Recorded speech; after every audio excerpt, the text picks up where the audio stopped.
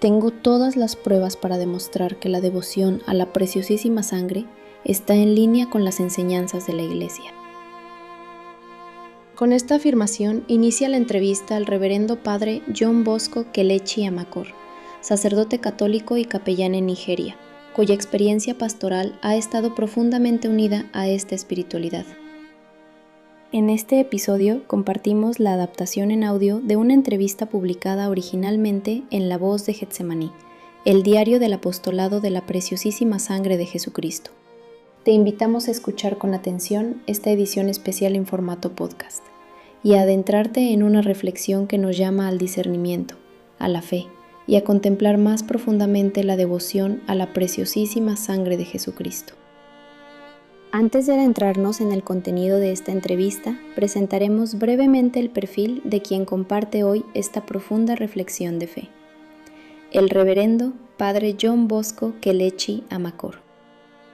El reverendo padre John Bosco Kelechi Amakor, SHL, fue capellán de la Tierra Santa de Adoración y Renovación del Apostolado de la Preciosísima Sangre de Jesucristo, en Uge, Imesi Olo, área de gobierno local de Eseagu, estado de Enugu, Nigeria. Es originario de Umuchoko Obiangugu, de Ngor Okpala LGA, en el estado de Imo, miembro de la Congregación de los Hijos de los Dos Corazones de Amor de Jesús y María, SHL. Fue ordenado sacerdote católico el 24 de diciembre de 2017. En esta entrevista exclusiva con los editores de La Voz de Getsemaní, hermano Ernest Aniekwe y Chidi Iloamaeke en Tierra Santa, el padre John Bosco narra sus experiencias con la devoción a la preciosísima sangre, su contacto con el hermano Barnabas y los impactos positivos de esta devoción en la vida de muchas personas. ¿Cómo se dio su nombramiento como capellán de Tierra Santa de Adoración y Renovación? Fui nombrado capellán de Tierra Santa de Adoración y Renovación por el entonces obispo de la diócesis de Ilorín, Monseñor Ayo María Atoyebi Ope, quien también era mi obispo principal y director espiritual del apostolado de la Preciosísima Sangre, de acuerdo con mi superior general y con la aprobación del obispo de la diócesis de Enugu, Monseñor Calistus Chuguma Onaga. Cuando estaba disfrutando mis primeras vacaciones como sacerdote en Lagos, el obispo me invitó a verlo en su oficina en Ilorín. Tuve que viajar de Lagos a Ilorín para verlo y allí mismo, en su oficina, me dijo que yo era, al parecer, el elegido por todos en mi congregación para ese nombramiento y que por ello no tenía ninguna duda de que podría desempeñar esa labor. Luego me dijo que me enviaría a la comunidad de los Consoladores en Ibadán, quienes estudiaban en el Instituto Dominico, para ser su formador y administrar una pequeña capellanía adjunta a la comunidad. Le pedí que me diera un mes para ir a prepararme y lo aceptó. Después de la reunión, regresé a Lagos para concluir mis vacaciones y viajar a casa, pero el sacerdote de la comunidad en Ibadán, quien debía entregarme el cargo, insistió en que fuera a recibir el mismo y luego continuara con mi preparación, cosa que hice. Me quedé en esa comunidad por un par de días hasta que una mañana, alrededor de las 9 de la mañana, mi señor el obispo Ayo María me llamó por teléfono y me preguntó dónde estaba, y le dije. Me dijo que había decidido enviarme a la sede principal en Olo, estado de Enugu. En ese momento, interiormente no me agradó, pero le dije que hablaría con mi superior y luego le respondería. Él dijo que había intentado comunicarse con mi superior sin éxito, pero que yo debía avanzar y contactarlo mientras él, el obispo, continuaba intentando comunicarse por su parte. Cuando llamé a mi superior, solo traté de preguntarle si había tenido alguna conversación con el obispo sobre el cambio en el nombramiento. Después de hablar con mi superior, envié un mensaje de aceptación al obispo, y así quedó todo. El 4 de septiembre de 2018, asumí mi nombramiento en Tierra Santa como capellán. ¿Dónde trabajaba antes de ser nombrado capellán? Antes de este nombramiento, fui director de formación en mi congregación y vicerrector del juniorado de los Dos Corazones de Amor en Orlu, estado de Imo. Trabajar en el juniorado fue mi principal asignación después de mi ordenación diaconal, que duró 6 meses después de mi ordenación sacerdotal. Padre, antes de la llamada del obispo y de su eventual nombramiento como capellán de la Tierra Santa de Adoración y Renovación, ¿ya conocía la devoción a la Preciosísima Sangre? Debo decir que estaba muy lejos de la devoción. Hablando de estar en contacto con esta, nunca había tenido ningún contacto con la devoción antes del nombramiento.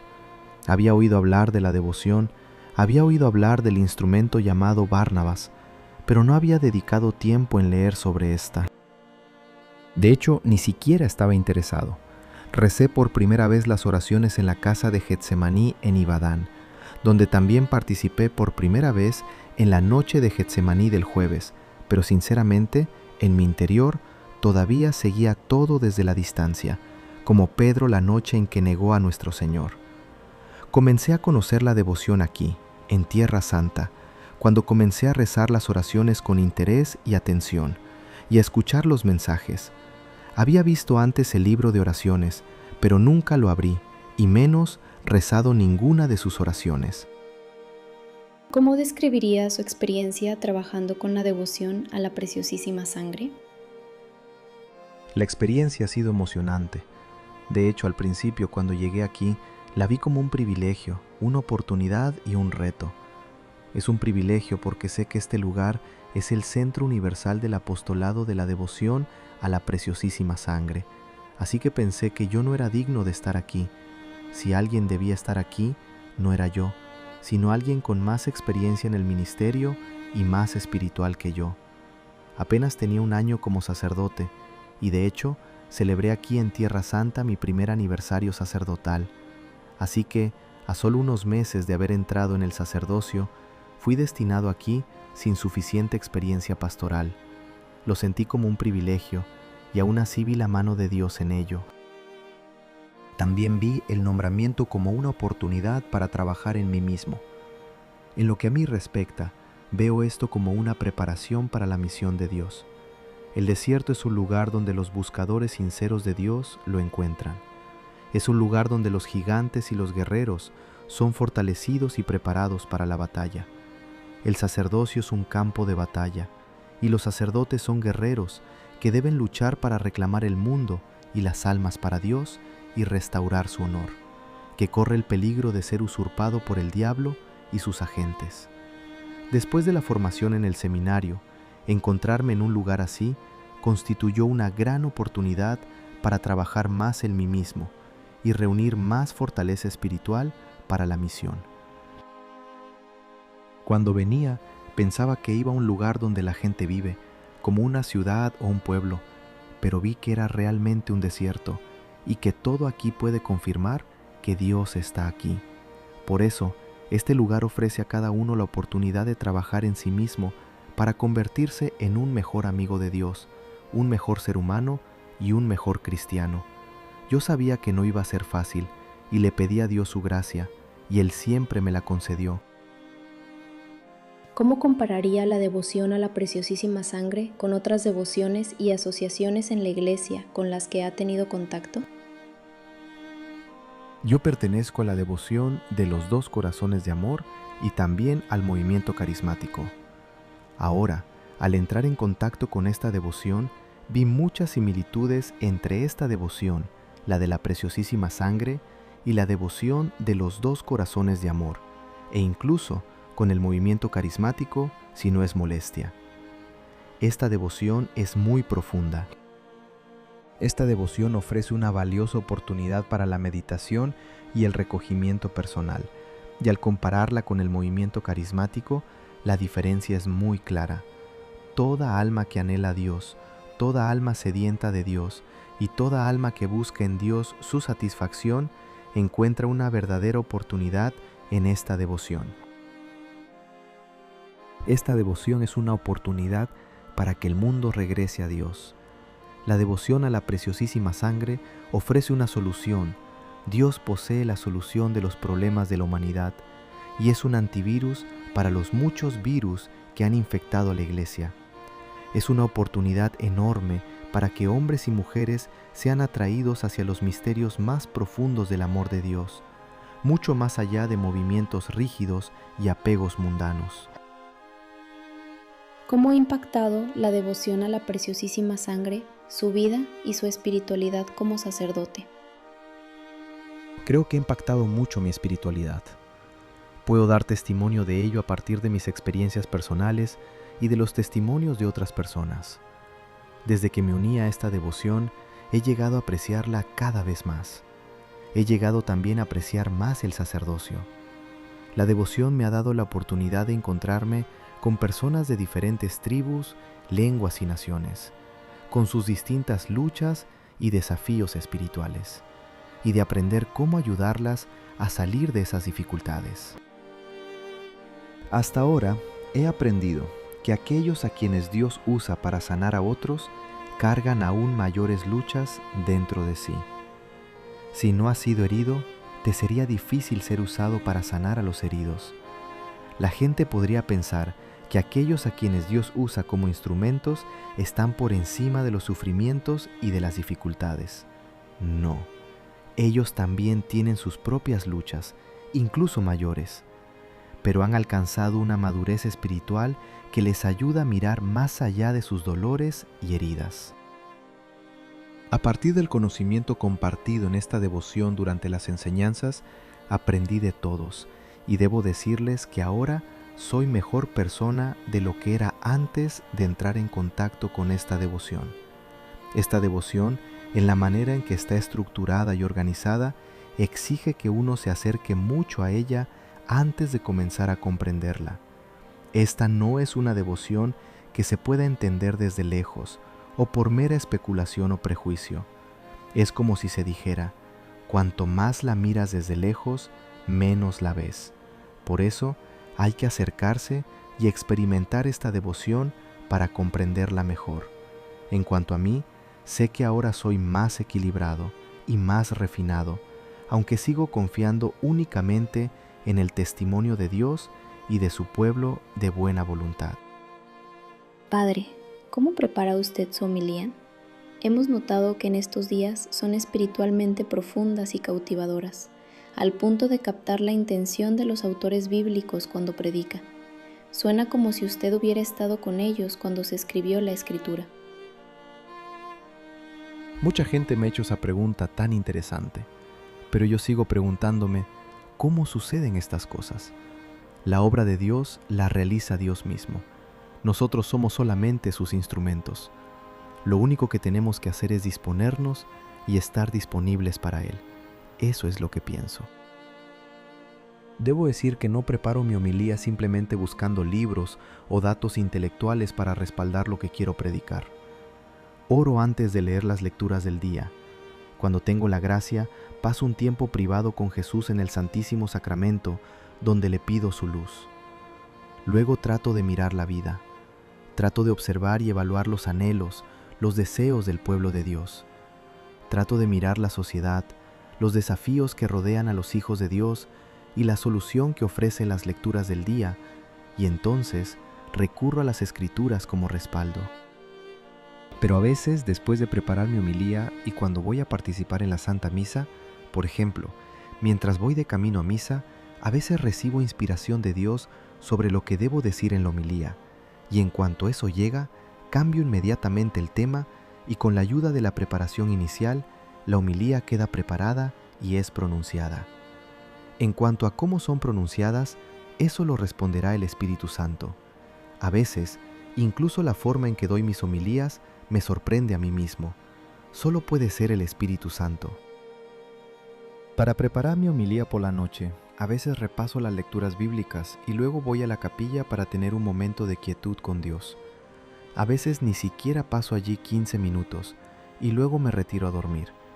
Si me despierto del sueño, comienzo a tener ideas frescas sobre lo que debo predicar. Pero nunca me verán leer una homilía escrita, porque personalmente no me gusta hacerlo. Todo lo que hago es salir y pedir al Espíritu de Dios que hable a su pueblo, y hasta ahora Él ha sido fiel. En Juan 15:16 el Señor dice, «No me habéis elegido vosotros a mí, os he elegido yo a vosotros, y os he destinado para que vayáis y deis frutos, y que vuestro fruto sea duradero. Algunos pueden argumentar que las enseñanzas de esta devoción no están en línea con las enseñanzas de la Iglesia, y yo les digo que eso no es cierto, porque tengo todas las pruebas para demostrar que esta devoción está en línea con las enseñanzas de la Iglesia y no contradice a la Iglesia en absoluto. Estas enseñanzas van más allá de las lecciones del salón de clases. Dios no le habla a la cabeza, Dios le habla al corazón. Tenga la amabilidad de compartir sus experiencias personales con el hermano Barnabas. ¿Cómo ha sido hasta ahora? Conocí al hermano Barnabas por primera vez en agosto de 2017, en su comunidad de Ibadán, después de haber sido enviado allí por el obispo para trabajar. Luego vine a Tierra Santa y empecé a convivir con él, incluso como uno de sus formadores. Sinceramente hablando, el hermano Barnabas es, para mí, un misterio y una gran inspiración. Me siento muy privilegiado de haber encontrado una personalidad tan santa y estoy muy agradecido. Un sacerdote me hizo una vez la misma pregunta, diciendo que admiraba la cercanía, la fraternidad, la comprensión y la madurez que existen entre nosotros. Le respondí que yo llegué aquí y encontré a un hermano totalmente comprometido con su llamado y consistente en lo que hace. Lo mío es simplemente ayudar. Vi en él a alguien que realmente es un manantial de inspiración. Siempre quiero aprender de él. Ya he aprendido mucho de él. De hecho, muchas de sus charlas y enseñanzas las grabo para referencia posterior. Barnabas ha sido maravilloso, humilde, pacífico, gentil y muy maduro desde todos los ángulos. Además, es muy sereno y sabe manejar toda clase de situaciones. Por eso digo que me considero privilegiado de estar cerca de él y de poder ayudarle en mi pequeña capacidad. Él es mayor que yo en edad, pero me respeta muchísimo. A veces me miro a mí mismo y me pregunto cómo una persona así puede respetarme de esa manera. ¿Será porque soy sacerdote? Aparte del hecho de que es un vidente y de que esta devoción vino a través de él como instrumento, posee grandes cualidades humanas y espirituales que solo pueden ser una gracia de Dios. Si hablamos de logros personales, de no ser por el sacerdocio, no veo por qué tendría que respetarme tanto. Es una persona sencilla, con los pies en la tierra, y por eso le debo mi cooperación. Hace algún tiempo salí a un lugar. Estaba en medio de unos sacerdotes, como 10 en total. Estábamos conversando y el tema de la conversación se centró en la devoción a la preciosísima sangre. Y uno de los sacerdotes hablaba del hermano Barnabas de una manera despectiva, así que yo lo refuté de inmediato. Le dije: «Padre, usted no conoce bien al hermano Barnabas». Él respondió: «No, eres tú quien no lo conoce». Ese sacerdote ni siquiera sabía que yo era el capellán. Él es un ser humano, aunque Dios lo use como un gran instrumento. Si alguien habla mal de él, está en su derecho. Pero yo no podía quedarme callado cuando vi una condena nacida del prejuicio. Esta es la personalidad del hermano Barnabas, que da origen a ideas. Si uno escucha hablar al hermano Barnabas, sin importar cuán teólogo uno sea, sabrá que es un instrumento de Dios. Un día estaba conversando con él y le dije: ¿sabes que llegará el momento en la vida de la iglesia en que estos mismos mensajes de la preciosísima sangre se estudiarán como una materia en los seminarios? La gente querrá enseñar estos mensajes porque son demasiado profundos. En el hermano Barnabas uno ve a una persona sencilla, tanto que, si nadie te lo dijera, podrías encontrarte con él y preguntarle que te mostrara quién es Barnabas. Yo sé que la iglesia tiene su manera de actuar para discernir la autenticidad de una devoción. Como capellán, fui uno de los ojos de la iglesia allí. El hecho de que la iglesia me haya enviado allí para formar parte de la devoción tuvo como propósito evaluar la devoción y hacer aportes útiles para asegurar que estuviera en línea con la mente y la doctrina de la iglesia. Así que, si la iglesia quiere saber más o aclarar algo que pueda parecer confuso acerca del hermano Barnabas o de la devoción, pienso que yo sería una persona adecuada a quien preguntar, porque lo conozco a Él y conozco la devoción en cierta medida, y me agrada trabajar con Él. Incluso terminó sus estudios de teología con una calificación excelente. Barnabas es más profundo de lo que se ve a simple vista, y yo lo respeto muchísimo. Como uno de los ojos de la Iglesia en esta devoción, ¿de qué manera diría usted que el apostolado de la preciosísima sangre de Jesucristo está ayudando a la Iglesia Católica a cumplir la misión de Dios aquí en la tierra? Como ya dije antes, esta devoción es oportuna. Su aparición en esta etapa particular de la historia humana exige una reflexión seria. La devoción ha venido a renovar la Iglesia. Su espiritualidad se centra en el corazón mismo de la Iglesia. Ha venido a conducir a la Iglesia de nuevo hacia su único signo de victoria, la cruz, y hacia una reverencia más profunda por el precio de nuestra redención, la preciosísima sangre de Cristo. O la humanidad regrese a la fuente de la libertad y de la victoria, o permanecerá eternamente en las cadenas y en la esclavitud del diablo. Juan 19:37 dice: mirarán al que traspasaron. Aunque predicamos la cruz, el lenguaje corporal deja claro que la mayoría es alérgica a la cruz. Esta devoción está satisfaciendo el anhelo de las almas de servir a Dios. El Salmo 42:1 dice: como anhela la cierva los arroyos, así te anhela mi ser, Dios mío. Parece que el anhelo del alma humana no ha sido satisfecho. La Iglesia ha enseñado y ha luchado, y todavía sigue luchando, muchas batallas contra muchos virus que están devorando la espiritualidad profunda de la Iglesia. En este punto, la Santa Madre Iglesia está tambaleándose y necesita a sus verdaderos hijos para defender sus intereses y proteger su sana doctrina. Con tal de ser Fadat Bara Okpurupú, un sacerdote influyente, la mayoría de nosotros, los sacerdotes, hemos llegado al punto de alienar y sofocar el culto solemne de Dios, especialmente en la liturgia de la Eucaristía. Hay mucha demostración cosmética de espiritualidad y una fe dividida. El silencio ha quedado congelado durante mucho tiempo en el congelador eclesiástico, mientras el ruido del mundo ha envuelto a la amada Madre Iglesia. Dios ama el silencio, y quienes lo adoran o lo buscan en silencio, siempre lo encontrarán. La meditación ahora se esconde porque el ruido se ha apoderado del ambiente. La santidad se ha vuelto una extraña en nuestro tiempo. Esta devoción está trayendo todo eso de vuelta. Todos nos hemos convertido en cazadores de milagros, mientras mostramos poco o ningún interés por el Dios de los milagros. Hoy algunos de nosotros, pastores de la Iglesia, hemos introducido el pentecostalismo y el ruido dentro de la Iglesia, pero esta devoción está devolviendo la solemnidad, la serenidad y el santo silencio al sistema de culto de la Iglesia, especialmente a la Santa Misa. Habacuc 2:20 dice: mas Yahvé está en su santo templo, silencio ante él, tierra entera. El Salmo 46:10 dice: estén quietos y reconozcan que yo soy Dios, exaltado seré entre las naciones, enaltecido seré en la tierra.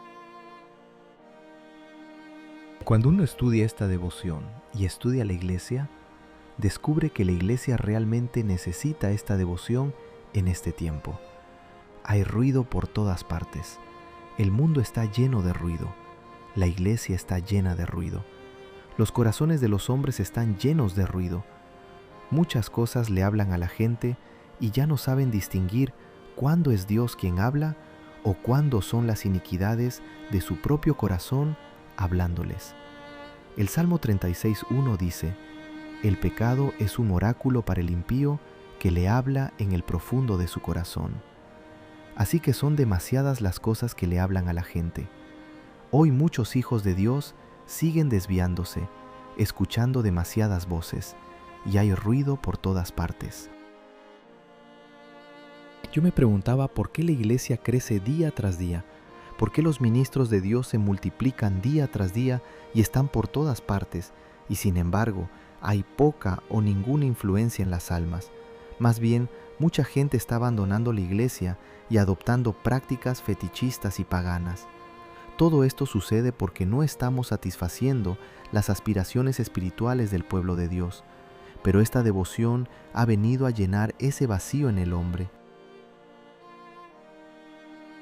La Iglesia en el Concilio Vaticano II llama a la participación activa, pero eso no significa que el ruido deba llenar la Iglesia, especialmente durante los ejercicios litúrgicos.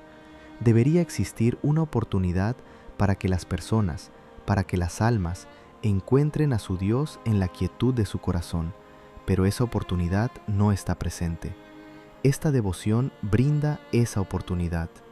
Y debo decir aquí que esta devoción ha venido a rescatar a la Iglesia de la tormenta del modernismo, porque muchos hijos de Dios que estaban a punto de abandonar la Iglesia están regresando a casa.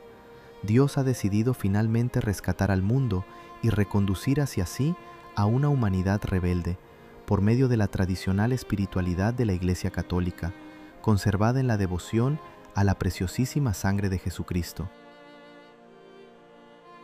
He visto muchos hermanos separados volver a la iglesia por medio de esta devoción. Hubo una señora anglicana que vino a Tierra Santa en cierta ocasión. Empezó a aprender a rezar aquí, en Tierra Santa, las oraciones tradicionales católicas. Esa señora me dijo: «Padre, por favor, quiero que alguien me enseñe las oraciones de la Iglesia Católica». Y yo atendí su petición.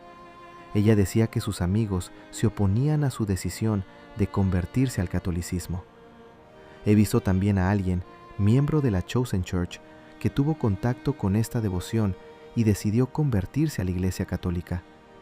También tuve contacto con algunas personas de la Iglesia Mountain of Fire que se convirtieron al catolicismo a causa de su contacto con esta devoción a la preciosísima sangre. Así que he sido testigo de personas de distintas denominaciones que han regresado a la fe católica por medio de esta devoción. ¿Qué diría usted que fue la razón de su conversión cuando los encontró? Ellos no vinieron aquí a Tierra Santa porque querían hacerse católicos. Vinieron después de haberse convertido a la Iglesia Católica a través de sus encuentros personales con Jesucristo agonizante.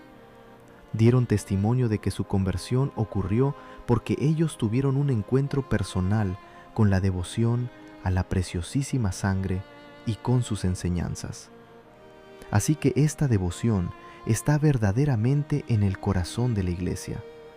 Lo que enseña la devoción y sus mensajes no contradice en nada las enseñanzas de la Iglesia. Quienes no comprenden esta devoción lo hacen por el nivel de su fe. Se han alejado demasiado de la fe. Por ejemplo, si uno permanece mucho tiempo en oscuridad y de pronto vuelve la luz, uno cierra los ojos y siente incomodidad ante la aparición de la luz. Eso sucede porque la persona ya se había acostumbrado a la oscuridad. Eso es una de las cosas que he observado en algunas personas que no han aceptado esta devoción, y otras no la aceptan porque les falta valentía para acogerla. Muchos sacerdotes están convencidos de esta devoción, pero como todavía no ha sido plenamente aprobada, se contienen de promoverla y evangelizarla por miedo a la crítica. Hasta donde sé, antes de que llegue la aprobación de la devoción, alguien tiene que empezar a hacer algo que contribuya a esa aprobación. La Iglesia tendrá que ver las acciones de los devotos que propagan esta devoción y asegurarse de que sus vidas no contradigan las enseñanzas de la Iglesia. Así que la aprobación de esta devoción depende, en última instancia, de la vida de sus miembros. Hoy se ve a personas con un hambre sincera de Dios y no simplemente buscando milagros por todas partes, gracias a esta devoción. Hasta donde yo sé, el cristianismo en esta época se ha convertido en una cacería, como cazadores que buscan milagros. Eso es una maldad contra Dios. Frustra la mente de Dios, frustra el plan divino, porque eso no es lo que Dios quiere. La Biblia nos dice que habrá gran alegría en el cielo cuando un pecador se arrepiente, en Lucas 15:7. No dice que habrá más alegría en el cielo cuando se sana a un enfermo de cáncer o cuando un pobre desempleado consigue trabajo. No estoy condenando el milagro de Dios, por favor no me malinterpreten aquí, pero Mateo 6:33 dice: «Buscad primero el reino de Dios y su justicia, y todas estas cosas se os darán por añadiduras». Así que no deberíamos adorar el milagro de Dios, sino al Dios de los milagros. Desgraciadamente, nuestra atención se dirige más a los milagros que al amor de Dios. Él tiene sus propios planes para las almas, que vuelvan a Él, es decir, la conversión de los pecadores. Debo repetir que muchas personas han llegado a abrazar a Dios, se han enamorado de Él y viven en íntima unión con Dios gracias a esta devoción. Creo que esta devoción merece reconocimiento. La Iglesia y todos los que verdaderamente tienen en el corazón el interés de Dios deberían abrazar y valorar esta devoción. En resumen, esta devoción está reconciliando a los hombres con su Dios. Hace algún tiempo, una mujer vino aquí, a Tierra Santa, para contar que su gente la estaba obligando a llevarla a un lugar desconocido para hacer oraciones, y ella les dijo que no quería ir, que prefería venir a Tierra Santa para orar. Contó que su familia tenía reservas contra esta devoción porque los devotos de la preciosísima sangre enfatizan la necesidad de cargar la propia cruz. Le decían: «Siempre estás metida en esta devoción, parece que quieres cargar la cruz hasta que mueras». Mientras narraba su experiencia, lloraba con lágrimas en los ojos. Yo sonreí al escuchar esta historia porque, en esta generación, estamos siguiendo a Dios desde lejos, igual que San Pedro, que no fue capaz de orar con el Señor en el huerto de Getsemaní, se debilitó y apenas podía seguir al Señor desde la distancia. Y por causa de esa distancia, le resultó muy fácil negar a su Maestro, Jesucristo. Ahora esta devoción ha venido a buscar a aquellos que, como Pedro, siguen al Señor desde muy lejos. Así que le dije a aquella mujer que escuchara bien, que yo compadecía a quienes la condenaban, porque no saben que esa cruz que están rechazando es precisamente el lugar donde Dios ha escondido todas las bendiciones que ellos andan buscando. No se dan cuenta de que todos esos tesoros que buscan, Dios los ha escondido debajo de la cruz. Y aún la Biblia lo dice en Juan 19:37, «Mirarán al que traspasaron». Es decir, el mundo mismo debe volver a mirar a aquel que está colgado en la cruz. Eso significa que el mundo y la Iglesia deben regresar y comenzar de nuevo a abrazar la cruz. Es como si ahora todos estuvieran huyendo de la cruz, como si la cruz fuera una amenaza para nosotros. Parece que olvidamos que esta cruz ya nos salvó una vez y todavía volverá a salvarnos. Ahí es donde nuestra esperanza está asegurada. Si la Iglesia, el mundo y las almas no regresan a la cruz y no comienzan a ver la cruz como el don de Dios para nosotros, y no empiezan a desarrollar esa mentalidad positiva para afrontar las situaciones de la vida, entonces no podemos estar seguros de la salvación. La única solución que Dios nos ha dado es la que esta devoción a la preciosísima sangre proclama, es decir, el amor demostrado en la cruz del Calvario. Estoy convencido interiormente de que esta devoción nos ofrece la única solución. Debemos volver a nuestra victoria. La cruz es nuestra victoria, y no podemos abandonar la fuente de nuestra victoria y esperar conquistar. Para derrotar al enemigo y alcanzar la salvación, debemos regresar a la fuente de nuestra victoria, la cruz. Padre, ¿cuáles fueron sus desafíos como capellán del apostolado de la preciosísima sangre en Tierra Santa de adoración y renovación? Mi desafío hasta entonces fue cómo satisfacer los anhelos interiores de los hijos de Dios para que se conectaran con su Creador y no con deseos materiales. Ese ha sido un gran desafío para mí. Todo lo que hago procuro hacerlo bien, de manera que satisfaga y haga felices a los hijos de Dios por seguir a Dios.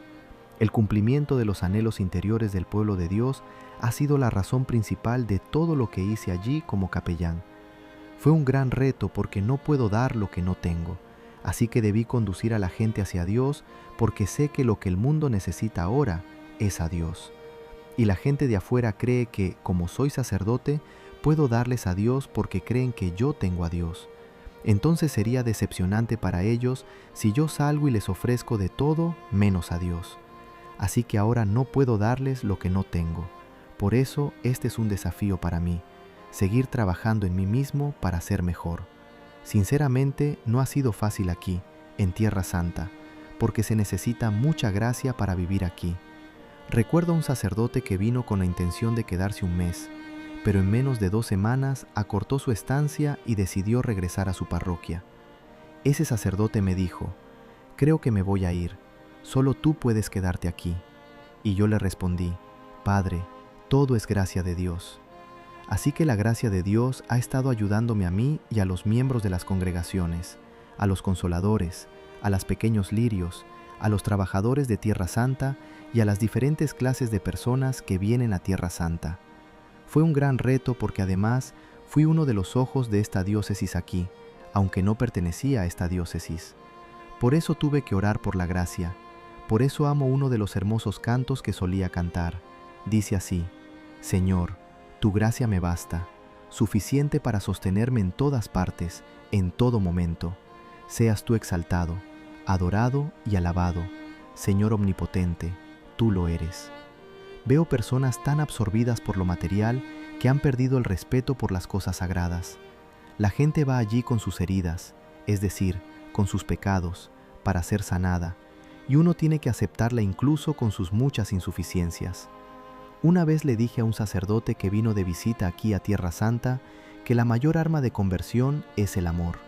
No hay arma mayor ni más poderosa que el amor. Si quieres cambiar el corazón de una persona, acércala y muéstrale amor. Jesús hizo eso cuando vino al mundo como hombre. Comió con nosotros, convivió con nosotros y dijo: «No he venido por los justos, sino por los pecadores». Así que debemos tratar a todos como hijos de Dios, sin importar cómo se comporten o lo que hagan. Hay que tratarlos con amor. El trabajo allí es bastante desafiante, pero puedo decir que hay progreso. Dios ha sido fiel.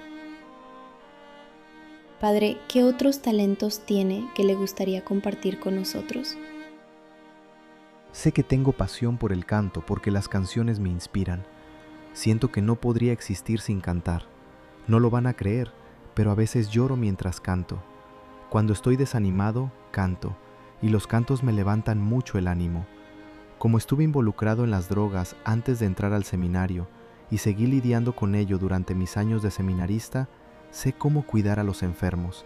Tengo muchos otros talentos que solo salen a relucir cuando existe una gran necesidad. Enséñenme cualquier habilidad y antes de que se den cuenta, me habré vuelto experto en ella. Gracias, y que Dios siga bendiciendo a su pueblo. Preciosísima sangre de Jesucristo, sálvanos a nosotros y al mundo entero.